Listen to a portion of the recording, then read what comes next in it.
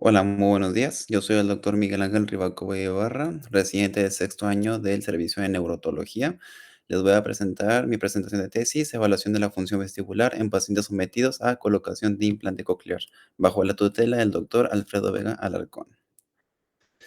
Como planteamiento del problema, la colocación del implante coclear es considerada una cirugía segura. Sin embargo, como cualquier procedimiento quirúrgico, se pueden llegar a presentar ciertas complicaciones. Entre estas complicaciones está la lesión en el sistema vestibular posterior a la colocación del mismo. Aunque se conozca que su etiología, existen múltiples teorías, lo que lo vuelve interesante y relevante para su estudio. Es de amplia tasa de incidencia y su presentación es variable. Es de importancia evaluar la función vestibular antes y después del procedimiento quirúrgico con la finalidad de realizar una comparativa y, en caso de confirmar dicha lesión, poder dar algún tipo de estrategia terapéutica. Esto nos lleva a la pregunta de investigación: ¿cuál será el resultado de la evaluación de la función vestibular en los pacientes que son sometidos a colocación de implante coclear dentro del instituto? Una breve introducción: el implante coclear es un dispositivo protésico electrónico colocado dentro del oído interno para lograr una estimulación eléctrica de las fibras del nervio auditivo. Tiene ciertos criterios, sin embargo, el criterio más utilizado es la hipoacusia neurosensorial profunda bilateral. De igual forma, presenta complicaciones tanto menores como mayores. Sin embargo, pues la que vamos a estudiar es directamente una lesión directamente al nervio vestibular. Hablando del impacto sobre la función vestibular, existe la posibilidad de disfunción vestibular posterior a la colocación del implante coclear de un 3,1 a un 77%. Esto se puede llegar a presentar como mareo subjetivo del 2 al 49% dependiendo de la severidad. Aún así, este cuadro clínico puede ser de corta duración y no está claro si esta sintomatología se debe a la colocación del implante o a alguna otra causa no vestibular. Existen potenciales mecanismos de daño como una lesión traumática, fibrosis en el vestíbulo, estimulación eléctrica indirecta a los órganos otolíticos o una fisura perilinfática. ¿Cómo podemos evaluar la función vestibular? Existen auxiliares diagnósticos más utilizados para la evaluación vestibular y el principal son los potenciales miogénicos evocados vestibulares, también llamados BEMS, específicamente los BEMS cervicales, ya que con eso se puede evaluar el riesgo por la proximidad que guarda con la del área quirúrgica. Hay 2 estudios, más importantes que evalúan este tipo de daño. El daño secular se presenta en el primer estudio del 31% de los oídos implantados mediante abordaje de ventana redonda, y en el segundo se puede evidenciar la ausencia de los CBEMS en el 50% de los pacientes mediante abordaje de cocleostomía. Como justificación, es un estudio interesante, ya que se desconoce la causa de la disfunción vestibular posterior a la colocación del implante coclear. Aquí en el instituto podemos contar con diferentes protocolos de colocación de implante coclear, lo que nos da la oportunidad de poderlo estudiar. Es factible, ya que se cuenta con los equipos para la realización de los estudios electrofisiológicos y eso nos permite detectar alguna lesión del sistema vestibular, aun así si el paciente se encuentra completamente asintomático. Es ético, se debe de conocer el estado vestibular antes y después de la colocación del implante con la finalidad de comparar y aplicar alguna terapéutica o conducta profiláctica, incluso si el estado auditivo en ambos oídos es muy parecido y no se puede decidir cuál intervenir, eso nos puede ayudar a decidir. Y es relevante porque nos da la facilidad de tomar decisiones con respecto al procedimiento quirúrgico y optar por estrategias terapéuticas. Se hizo un estudio observacional comparativo longitudinal ambispectivo diseñado para evaluar la función vestibular en pacientes sometidos a colocación de implante coclear, y esto dentro de un periodo del 1 de noviembre del 2024 al 30 de junio del 2025. Los criterios de inclusión fueron pacientes mayores de 15 años de ambos sexos que fueron sometidos a la colocación del implante uni o bilateral, que contaron con estudios preoperatorios y postoperatorios de electroencefalografía, potenciales miogénicos evocados y pruebas térmicas. Los criterios de exclusión son pacientes con antecedentes de cirugía etológica previa al implante, oídos con sospecho o diagnóstico de síndrome de tercera ventana y pacientes en quienes su nota postoperatoria haya reportado alguna complicación postquirúrgica. Y los criterios de eliminación fueron pacientes que no acudieron a realizarse los estudios vestibulares postoperatorios, aquellos con sospecha de un diagnóstico de tercera ventana después de ingresar al estudio, y pacientes con complicaciones quirúrgicas o postquirúrgicas. Se hizo la recolección de la muestra, se hizo la búsqueda o realización de estudios electrofisiológicos vestibulares preoperatorios, se hizo el interrogatorio y exploración física de los pacientes posoperados, se vio qué síntomas presentaban y se les hizo pruebas clínicas, se hizo búsqueda o realización de estudios electrofisiológicos ya postoperatorios, se hizo la correlación de los resultados de las variables y un análisis estadístico de los resultados. El análisis estadístico se realizó mediante el programa SPSS Statistics Version para Windows. Se utilizaban variables cuantitativas y de estas se dividieron en medidas de tendencia central y las medidas de dispersión. Las de dispersión se utilizó la prueba de Shapiro-Wilk, de los cuales se obtuvieron dos distribuciones, una normal y una diferente. De la normal se obtuvo la media, la desviación estándar y la diferente, la mediana y el rango intercuartílico.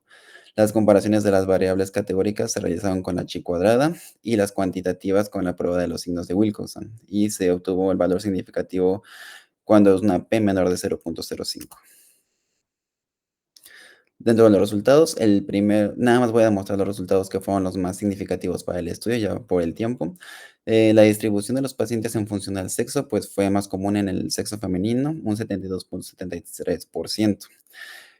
Para esto fueron 13 pacientes, bueno, 13 oídos, 11 pacientes, y dos de estos pacientes fueron una implantación bilateral. Entonces, lo más frecuente fue en el sexo femenino.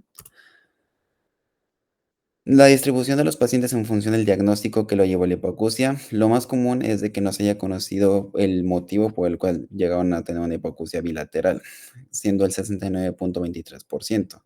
Sin embargo, también tuvimos diagnósticos como autoesclerosis, el hidropseno linfático y meningitis tuberculosa.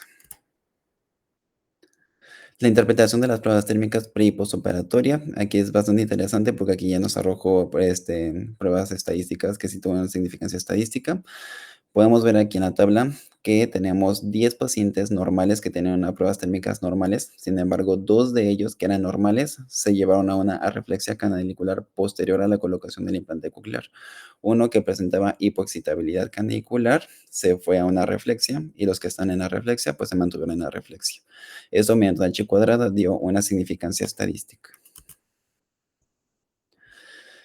Aquí vamos a mostrar los resultados de los potenciales miogénicos de bocados vestibulares cervicales en una onda amplitud de P y en la onda amplitud N. Son dos variables que se estudian en el mismo estudio, en una frecuencia de 500 Hz. En azul vemos los que son los preoperatorios y después en postoperatorios vemos cómo perdieron esta amplitud. Perdieron prácticamente el potencial de acción. Entonces, esto, si lo hacemos con la prueba de Wilcoxon, también da una significancia estadística. En interpretación menos detallada, pues se perdieron los CBEMs en estos pacientes.